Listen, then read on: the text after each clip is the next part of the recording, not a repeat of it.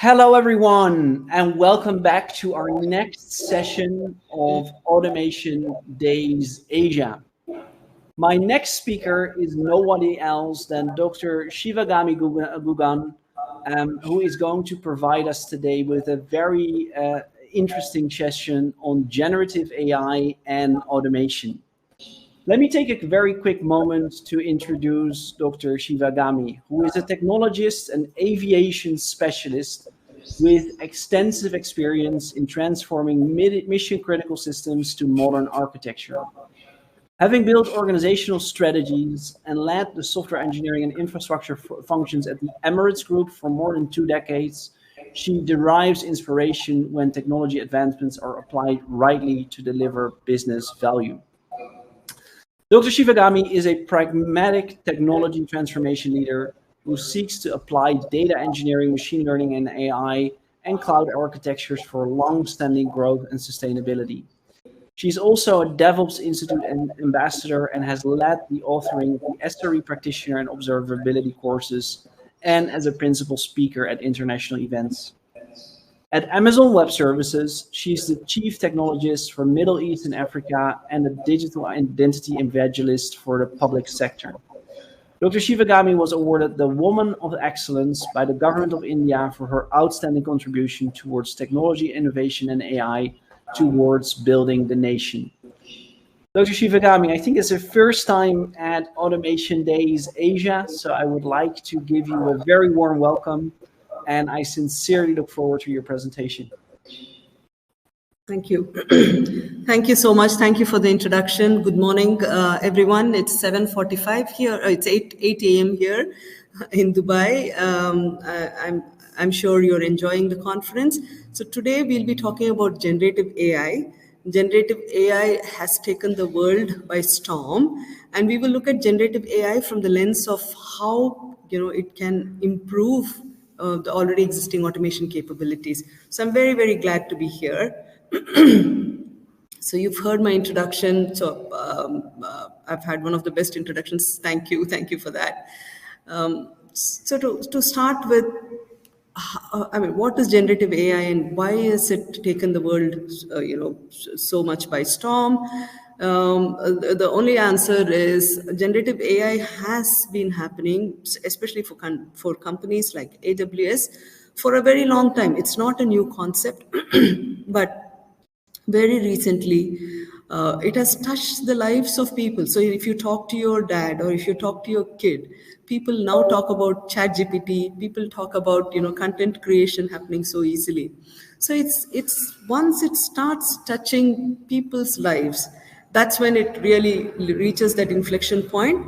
And that's what has happened with generative AI, which means that even though it has been existing in its dormant form, it's a part of deep learning technologies, but it has now reached that inflection point, which is great, and it's transforming industries. And I'll try to demystify a bit about generative AI and why it is such a fantastic technology that people have to consider for automation.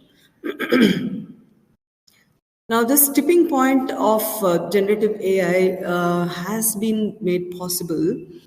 You would have heard about data and about how the people have started recognizing the power of data and the proliferation of data, because data has its own unique capabilities. Yeah? It can do things that your human mind cannot comprehend.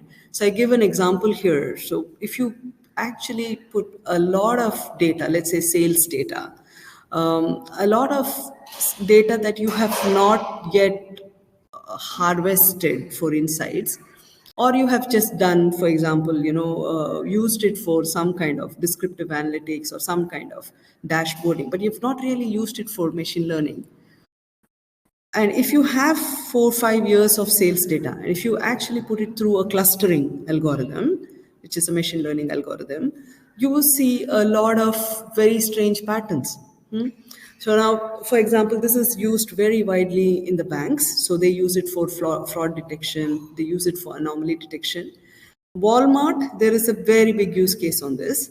So Walmart put 5 to 6 years of data into a clustering algorithm. So this algorithm is a black box. You don't really have to know what is inside the black box. You just feed it with data, and they got very meaningful insights.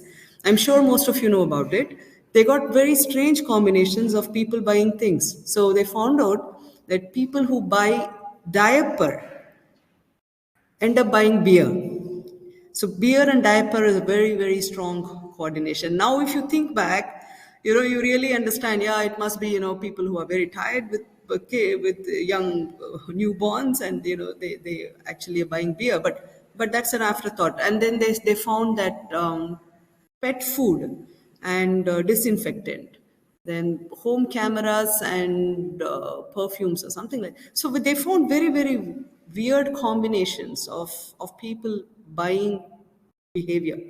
And this is when, how do you then use it? I mean, you get this data, how do you really use it so that you get business outcomes? Walmart did a great thing. So they started placing these things together in the racks.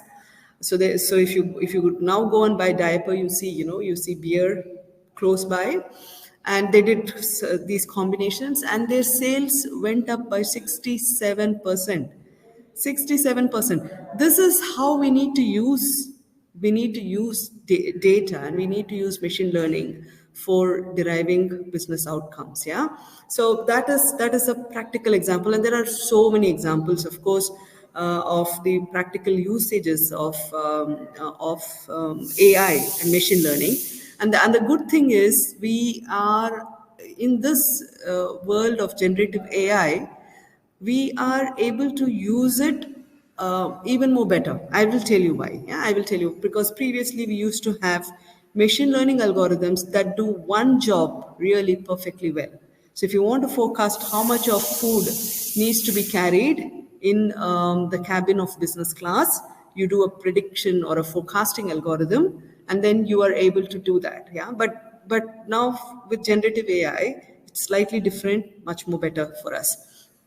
Okay, the second most important enabler for generative AI is about the scaling compute capacity. So in generative AI, or in AI in general, if you need to build machine learning algorithms yourself, so if you are trying to build a model, and I will also touch a little bit about building models, you need a lot of scalable compute capacity, right? So this compute capacity is now affordable. That's all I can say. So when you need thousands of GPUs, and previously it was not available. Even if it was available, it was very, very expensive.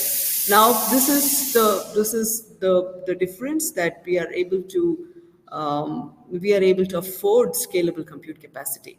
And that has led into a lot of machine learning algorithms. There are a number of open source contributions from a number of great communities that has also helped this region of generative AI. Now, generative AI typically can be used for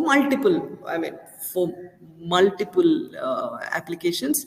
I'm just going to be talking about 4 themes here. One is about, of course, enhancing customer experience.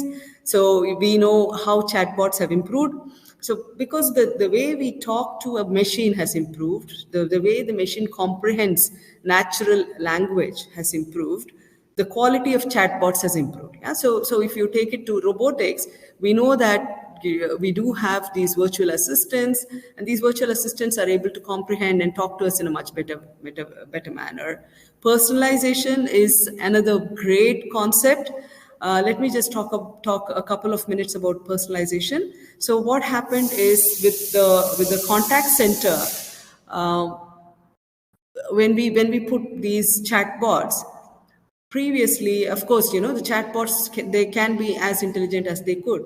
But now, if you actually put a personalization engine behind the chatbot, and personalization engine is one of the key tenets of digital transformation, which means if I'm able to understand every consumer's need to the extent of what that individual person wants, if it's a contact center, if it's a website, if you know that there is a person who is visiting your website for the second time, and if you are able to provide a very hyper personalized offer, then your business, the success of your business is actually multiple times increased. Yeah. So in this particular case, if there's a passenger who's coming to your website, and I'm giving you again an airline example. If that person has come to your website and has seen, let's say, the ticket for Mauritius, and he does it for a couple of times, but he's not really buying the ticket. The third time he comes to buy a ticket, there is this data in motion, which is the person coming to the website, and then there is data in at rest, which is the CRM data, the data which is there in your database, which talks about this particular person has come to your database and is seeking to buy a Mauritius ticket, and then you get an hyper personalized offer, which is a ticket to Mauritius, but that is only for that person. If I go in, I will not get that offer. Somebody else goes in, they'll get a different kind of an offer. This hyper-personalized engine sitting at the back end makes it very, very intelligent, and the propensity to actually sell your products is becoming much higher. Okay, so that is the enhancing customer experience bit. Boosting employee productivity, and this is where we talk about RPA, we talk about generative AI, becoming the engine for robotic process automation. There are a number of other things that you would have definitely experienced with ChatGPT. So summarization, code generation. So Code Whisperer is a great tool in AWS, which really gives around 56% increase in productivity for people who code, for the builders, for the developers. So boosting employee productivity is one of the key benefits, where generative AI can summarize, it can create content, it can convert content from one mode to another mode. So there is this generative AI app which was built, and it's a small app, and now given to basically my nephew, because bedtime stories, when I was telling bedtime stories for my son, it was such a hassle, like you keep repeating the same story, or you take the same books. Of course, with Kindle coming in, it became bit better, but now it's so easy that the kid can actually generate what it wants to see. So you can put the theme, so you can say, I want to do today yeah, a mystery or something, yeah, murder mystery. It's a story involving a boy and a dog. It is a story that has to be created for an 8-year-old, and then there it goes. It creates a story for you, and it not just only creates a story. It converts that story, which is in text, into images. So you can say, I want it in cartoon form, then it converts it into images, and the best part is it converts the text into speech. So the story happens in like 5 minutes, and you can keep changing the theme of stories, and you can keep having hundreds of stories, and then you have this comic which is generated then and there. And I was comparing it with the comics books that we would have, and we would read the same books again and again. And what a transformation! What a transformation, which is touching everybody's lives. So this is the creativity part. This is how content is getting created, summarized. It is becoming much better for everybody. The business operations. So there is this process called intelligent document processing, which means that, of course, the large language model has been it has been actually fed or trained on trillions of tokens, but these tokens are, let's say, from the web, or it is from data corpuses that we know. But there are a lot of data which is confidential data, which we have never ever exposed to the web. But I want this chat GPT model, or I want this LLM model to actually sit on my corpus of data, right? This is the typical use case for police, for the Department of Defense, or even for any universities. So the way we do it is a technique which I will talk to you about. But you can make the large language model point to your own data corpus, and then it becomes intelligent. It's able to do chatting, it's able to do Q&A, it's able to summarize, it's able to do a lot of business improvement on your own data. Okay, so generative AI, if you look at the typical definition for it, it creates new content and ideas. It can converse with you in a much better manner. and it's multimodal. So when it's multimodal, it means that we are able to straddle between images and videos and music and text in an easier manner. It's powered by large language models, and these models are pre-trained on a huge corpus of data, so trillions of records, and then it is powered by something called a foundation model. Now, what's the difference between a foundation model and a normal machine learning model? Now, because it has been trained on these trillions of records, and the modeling has happened in a manner that it can do multiple tasks, it becomes a foundation model. You can customize the foundation model for your data. You can customize it for your application, which is different, right? So the way I want to use a foundation model is going to be different from how you want to use it. Okay. Now, like I mentioned, it's important that we have to know where does generative AI sit in, and it's the hype around, it's an invention, it's something that has just happened yesterday, or the past 1 year is is slightly misleading. So generative AI, the name was not there, but it has always existed. So for example, Amazon Alexa has been existing for I don't know how many years. For around 20 years, there has been research on generative AI algorithms. And these large models are pre-trained and they are now formed into what we call the foundation models. Now, the difference between deep learning models and machine learning models are typically the kind of algorithms that we use. When you use machine learning multi-layered, and when you use it in a manner that it replicates the human brain, then it is called a deep learning model. And generative AI is a derivative of a deep learning model. So it's a multi-layered neural network. And it's able to perform tasks such as understanding speech. How irritating it was when we had to use chatbots in, for example, banks. If you just write it in a slightly different manner, it say I don't understand. It looks for keywords, and it was such a nightmare, right? So chatbots of the previous era was a failure, but chatbots now, based on foundation models, will be a very big, contributor to to business outcomes. Now, this is what it is. So how do foundation models work? You take unlabeled data and you pre-train them on a foundation model, and then it can adapt itself to doing certain things. So content generation, text generation, information extraction, chatbotting. It can do a wide range of generic tasks. I mentioned about this traditional machine learning models. We used to have labeled data. We feed them into machine learning model, and they are very good in creating one particular task. So they're very good in doing chatbot, or very good in doing Q&A. Now with a foundation model, you have the capability of using a foundation model and actually tweaking it, actually feeding it with your own data, which is called RAG, which I will cover in the next slides. And then you can actually make it, you can use it for a number of tasks.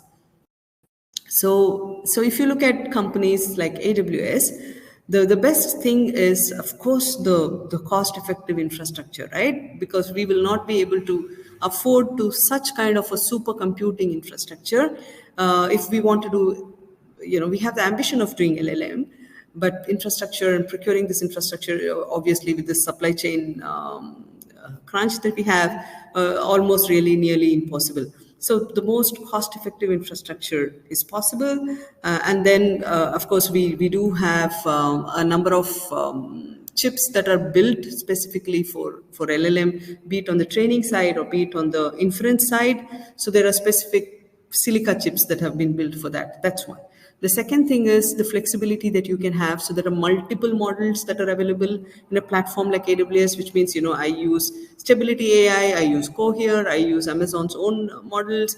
I can just keep using these models, and I have the flexibility to play with a number of models before you decide which model is going to be apt for your application. The third thing is about security. One important aspect that as a user you will have to look into is who does what with what your data is. So you're going to be using your data, but if this data is going to be used to make their model better, it means, and if you're trying to feed some data which is sensitive or confidential, you have to be very careful about that. And that was one of the reasons where, ChatGPT in the earlier days had this problem, that they were using the data that was being fed to use the model to make the model better. Now, AWS, when you instantiate a LLM model on AWS, it is taken into a very different space. The data that is used is not, and we do not have any access to the data that you're using. So these are fundamental differences that you have to check when you're using platforms. What happens to my data? What happens to the privacy of data, the integrity? So basically, is my data encrypted and stored only in my LLM model space? That's something that you have to really look out for. And of course, the easiest way to use the models. Yeah. So here, if you we spoke about it. So there are a number of use cases. We can use generative AI models to taking the predictive analytics part of it, like I mentioned about anomaly detection, document processing, content moderation. So if you're dealing with video streams and you want to really put filters on bias, on hatred, and so these things are becoming much easier now. You can build your own filters, and you can actually check the videos that you want to actually feed to your organization or to your personal usage. So there are a number of things. Now, data is the differentiator. How you store your data, how you collect your data, how is the data being used, and how is the data then being used on the machine learning model. All of these are very important. Now, when we talk about using the data, so the one is about using the data for building the model itself.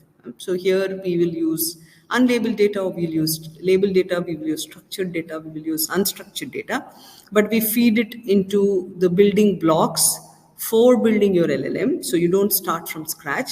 So you use existing neural networks, and then we use it for building the LLM model. So if you use, for example, Amazon SageMaker, it has got the studio where you can actually build your LLM model. Now, not everybody does that. People want to use built models. So that's when we use the canvas. So when you use the canvas, it means that I'm going to use the model as a black box. And this model will be used, but not in a manner that it was built, but I'm going to fine tune it. I'm going to do a retrieval augmented generation, which means I'm going to tweak it and tune it to a manner that it fits my context. Yeah. So that is the second way of using the model. And then you have the third way, the third application of using a LLM model, which is to just consume it. So there are very many already ready-made solutions which I just want to use. So for example, translation, transcription, hyper personalization, speech to text. So there are a number of machine learning models that are already available, which as a user I would just consume. Yeah. So these are the different ways of how you can use a LLM model. And then obviously, if we have to look at the entire value chain, so where are the data sources, how do I get the data, how do I then store it, how do I ingest it, how do I cleanse it, how do I tag it, then how is it taken into a data lake, and then how does the machine learning model work on the data lake. Now here again, if you really want to remove all this undifferentiated heavy lifting, I do not really care about infrastructure, how is it used. There are solutions like Amazon Bedrock, which gives you a completely Gen AI serverless architecture, which means I do not really worry about auto scaling. I just start consuming the machine learning large language model, the infrastructure scaling, and making sure that it is scalable, secure, is taken care of by the platform. And then obviously, the business intelligence part of it, using tools like QuickSight or any other open source tool to make sure that you have a very good representation of whatever insights you have derived. Yeah. So these are the main things that we actually do. In terms of automation itself, so again, there would have been a lot of time and effort that would have gone into into image classification or classification of videos, or even going into the, so in videos, if you have to search for certain, not with time, yeah, if I want to search for a celebrity occurrence and I want to really go to that celebrity occurrence, so these are now very much easily possible. It gives you a lot of productivity gains, and you are able to really ramp up automation. Okay, now I'm going to talk about some case studies here. Before that, let me just so because the case studies are about how we have used it, but but typically, I just want one key message to be taken by the audience here. So one is to how do I build the LLM model, which is really like what the nations are doing, what countries are doing. They do not want to be dependent on a chat GPT, or they do not want to be dependent on models that have been built by other organizations or other countries. So typically they want to build models themselves, right? So this is the national LLM. Every nation is now doing this, which means that they will build a model which they completely own in terms of the IP. So that is the first application that you will see in terms of the case studies here, which is I want to build a full model from scratch. So that is normally for nations or for R&D organizations, for very big organizations. These typically take multi-million dollars because they need a lot of scale and capacity. I will talk to you about one model which was in the Hugging Face leadership board for a number of weeks. It is called Falcon. Now the Falcon 40B, which means that it was trained on 40 billion parameters, and then it was trained on 180 billion parameters, the 180B. These large language models built from this part of the world, from UAE, was used. I mean, and you can even see it now in Hugging Face, was actually in the leadership board from precision, from an accuracy, from its ability to understand for a number of weeks. Yeah, so there are a number of large language models built by R&D organizations, very big applications, which actually talks about how to build a LLM model. Now the second is actually tweaking and fine tuning the model, which is, again, I'm going in the reverse order of your scale and capacity. Fine tuning a model means we are going to be changing the weights of that large language model, and that would also require quite a bit of scale capacity. So this is in terms of cost, in terms of scale capacity, it is actually higher than doing a RAG of the model. Now, what is RAG? RAG is retrieval augmented generation. RAG is where I spoke about using the model, not changing basically the essence of the model, but tweaking it and making it look into your corpus of data, which is where we see a number of applications. The world of LLM is, if you see about the percentage of usage of how LLMs are used in terms of the scale capacity or the numbers, we see that a number of applications are in the RAG, retrieval augmented generation side, where you're able to use the LLM effectively in your context. And then we have the fourth one, which is to actually consume the models, like you and me, and we just consume ChatGPT, or we consume stability AI models. We just consume, and then we can put a small application layer on top of it. Everybody can do it. It's low code. You just go into a platform, start using it, and so there are these four models. Now, in this particular use case, so we do have from AWS. We do have the innovation center, which means that there's a lot of budget that has been set aside for people to really start experiencing what is generative AI, right? So because there is a lot of hype, but we do not know what to use, how to use, what is the context. So with the innovation center of excellence, or with the COE, there are a number of challenges that we have done. So primarily based on AI ML. So this is a particular case study where we improved the machine learning solution and the narrative readability. And this was done for Fox Broadcast, the sports content channel. But you get an idea of how and where you can use it. The second major application that we see is people want to use for search. Search on text was easy, but if you want to search on videos, on images, on multimodal, which means I want to do a combination of searches. It has to have this text, but it also has to have Jeff Bezos speaking, for example, right?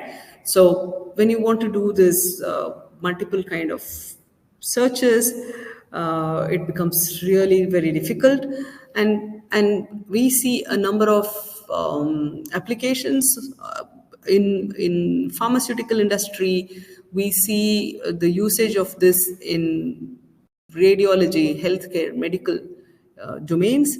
And in medical domains, typically what we see is I have this X-ray or MRI or radiology image. It's both ways. So I'm just talking to you one of the applications, and then I want the first level opinion to be coming out. I mean, of course, it's you need to have a doctor or a radiologist to really look into what it is, but it can give you the first level guess of what the AI, the image looks like. That is one.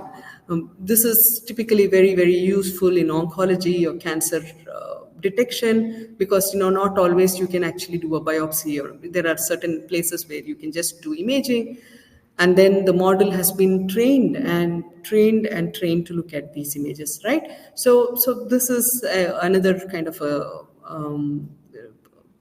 application that we have used. We've also seen it being used for protein folding. We've seen it being used for DNA kind of an analysis.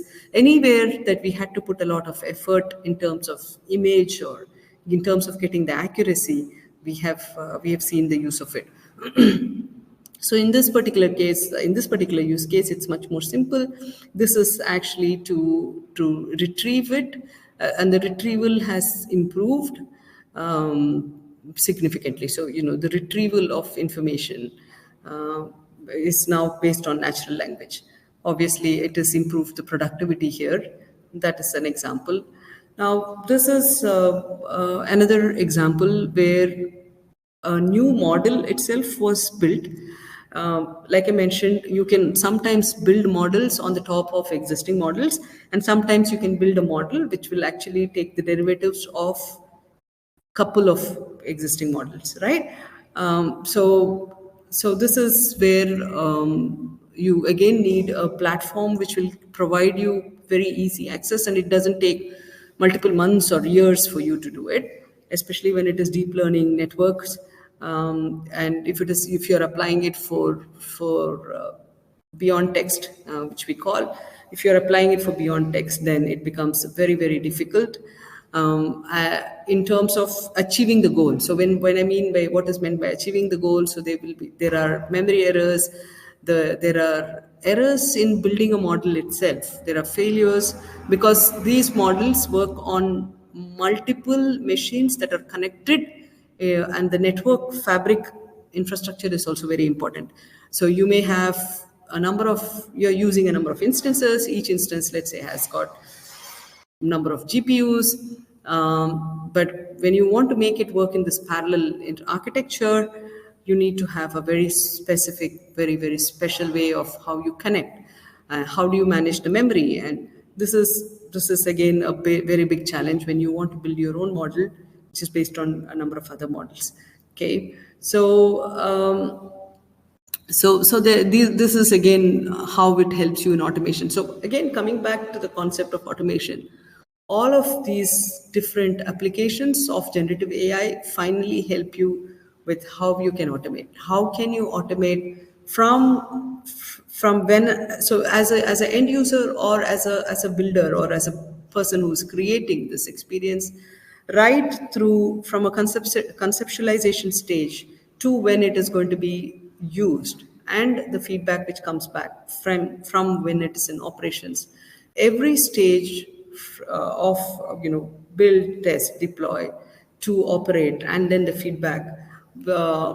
feedback loop, everything can be automated, and can be automated using generative AI here, and it can be done in a very meaningful and a much faster, more productive manner, right?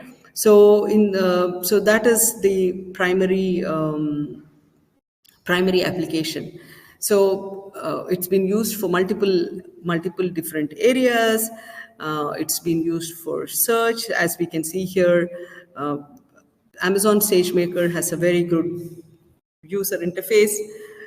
It helps you to do this experimentation in a much better manner, and then it gives you again training, and it gives you inference. So if you're using it for inference as well, you will be able to actually get the outcomes much faster. So be it a search query, or be it a query which is to improve the precision and the accuracy of what the model is supposed to do, we are able to actually do it AWS is able to do it in a much efficient manner. Okay, so these are some of the examples, and I'm not really actually deep diving into the examples because they may not really have a one-on-one understanding for you, but I hope you are able to understand the kind of applications a generative AI model can be used. It can be used for multiple different. Really, I mean, it is wide. It is used in media. It's used in education. It's used in health. It's used. It is used for in R&D, for doing and in innovating stuff. It is used in, I mean, almost every domain, because people want chatbots and people want natural interface.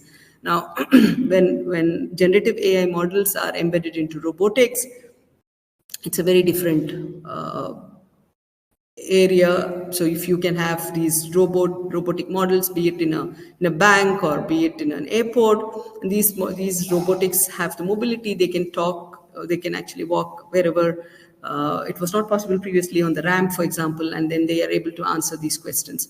The other example is to actually make these models available in, like Alexa kind of small gadgets, and we can make this available, spread it across in a university or in an airport.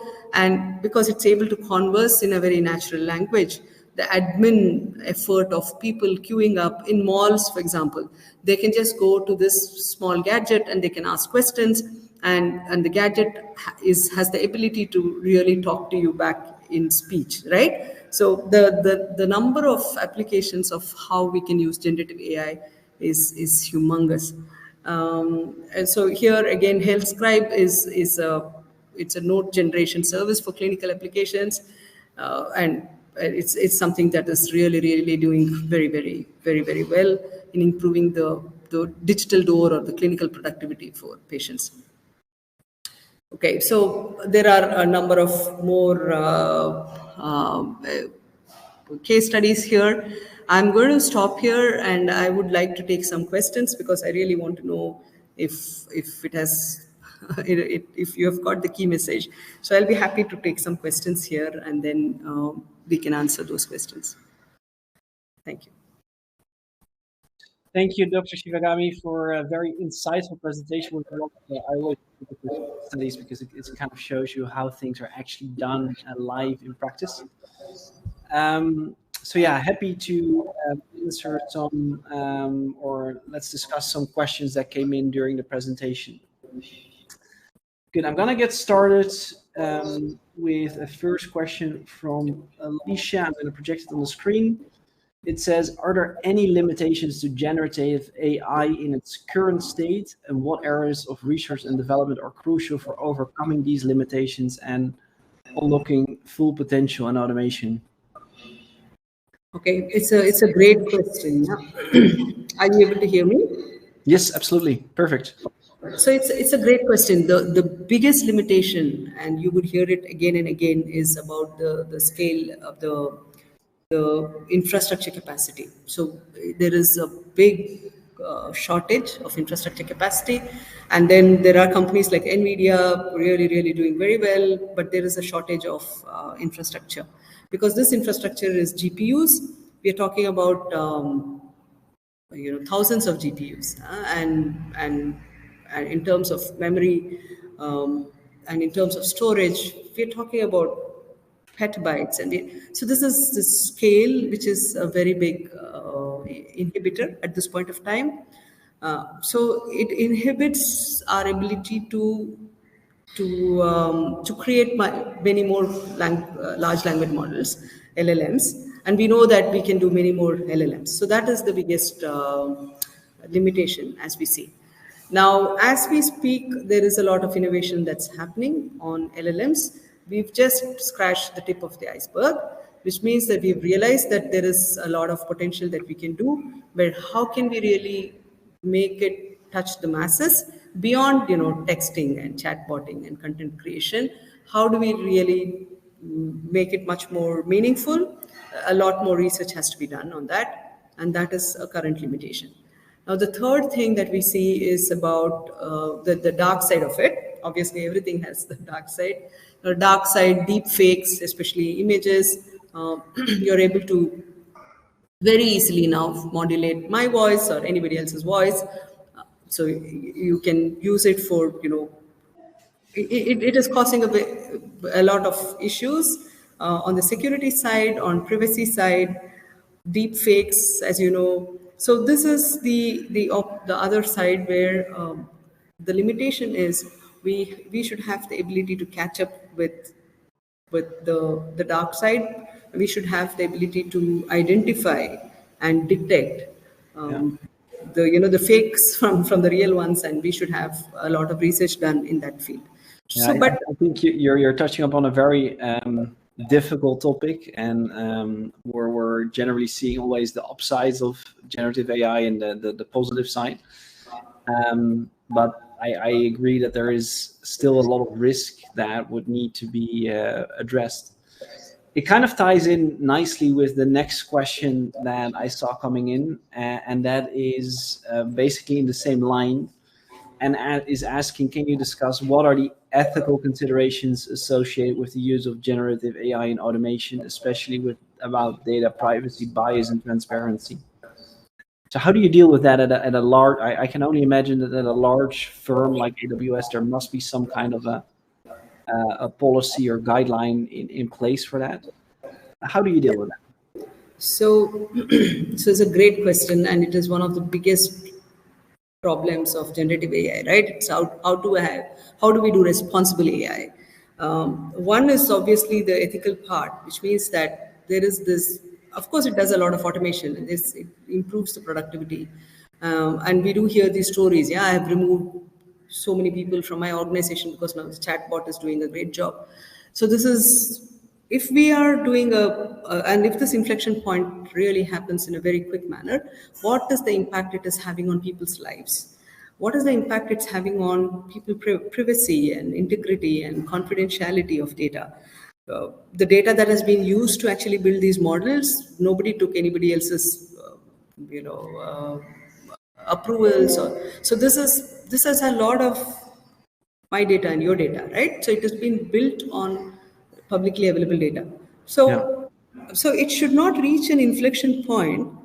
The previous discussion that we had, it should not reach an inflection point that people lose their interest, their confidence on generative AI itself, because it can happen, right? Because when 9 out of 10 comes out as a fake, or comes out as something that is malicious, that is having a bias, and that is having a hatred, or then people will start losing confidence. So we have to, I think, as a community, look into this.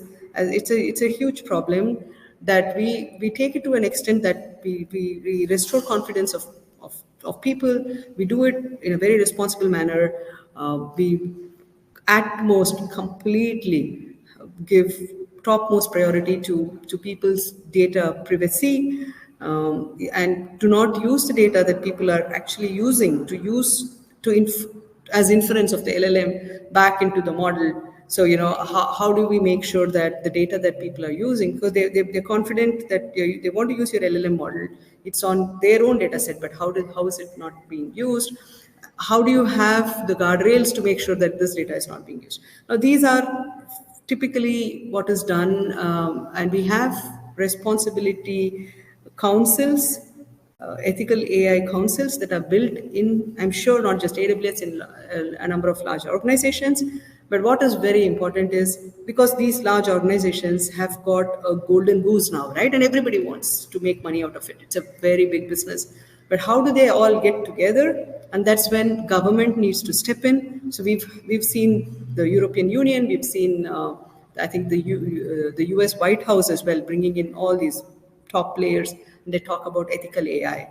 How do we have frameworks built at a nation level, or even at an international global level, so that we come up with guardrails regarding data privacy, regarding making sure that these models behave in a responsible manner? This is very, very important. We are still not there.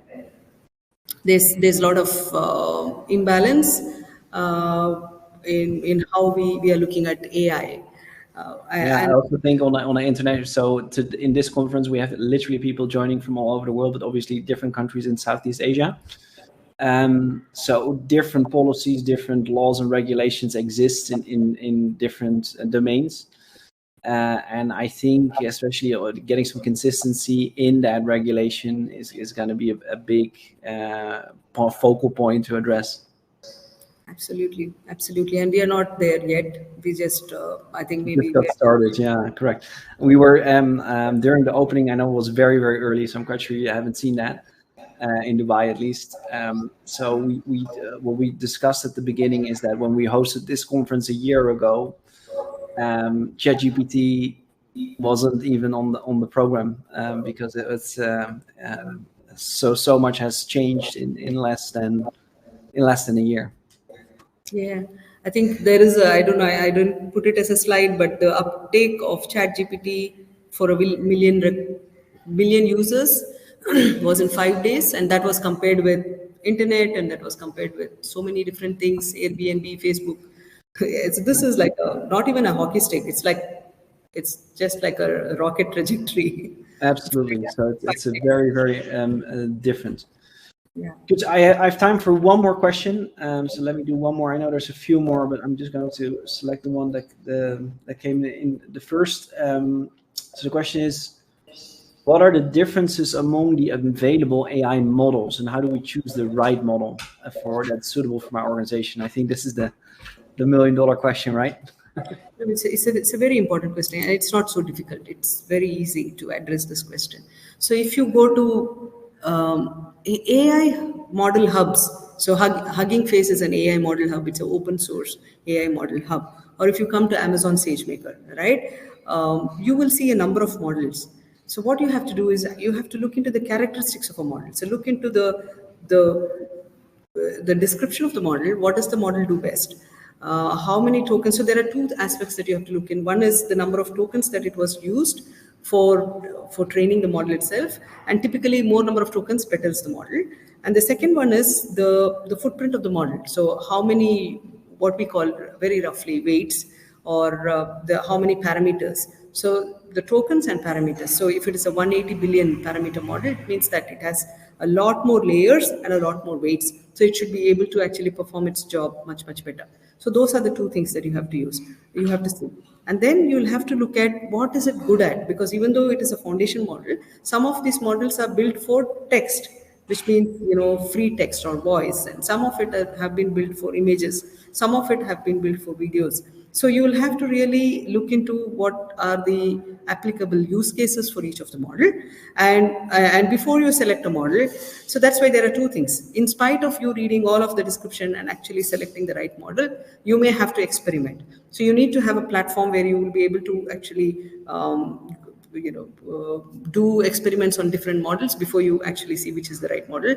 SageMaker or Bedrock gives you that capability in a very useful manner. So you can do. There's a sandboxing environment. Is that correct? It's a sandbox environment. You can try a model for say a couple of hours. You can try another model for a couple of hours with the same context, the same data. then you can see the precision and accuracy and recall, then you can decide. Because most of these models do also do the same kind of tasks. They're very good in doing similar tasks. Very good. Thanks so much for that detailed explanation. I think that that's exactly the answer we were looking for in this specific question. Dr. Shivagami, I could talk to you easily for another hour. Unfortunately, we're out of time, and we're going to move towards our panel discussion next. But before I say goodbye, I would like to once again thank you for sharing your knowledge and insights with us today. It's always very interesting to learn, especially from some of the largest tech companies in the world, on how they approach that. And especially all the use cases you shared, I thought were very useful, because it kind of gives you a perspective around how things are actually being used in practice. So thank you so much for sharing your time and your knowledge, and I wish you a good day ahead in Dubai. Thank you so much. Thank you for having me, and I hope some of the key messages was evident. So thank you so much, and have a good rest of the conference. Thank you so much. Thank you. Good. And speaking about the rest of the conference, in 10 minutes from now, we're going to go into our panel discussion, which is always one of, I think, the interesting highlights in terms of sharing and debating different perspectives. So on the hour, I'm going to be talking to Michael Tan, who is a senior lecturer at Nanyang Technological University, Gamun, who's the director of the IT Hub and the head of IT at the ADECO Group, and Syed Pasha, who's the global head of delivery at CognitBots Solutions. So that's going to be promising to be a very, very interesting panel discussion. So stay tuned, because in 8 minutes from now, we're going to get started with our next panel discussion. See you there.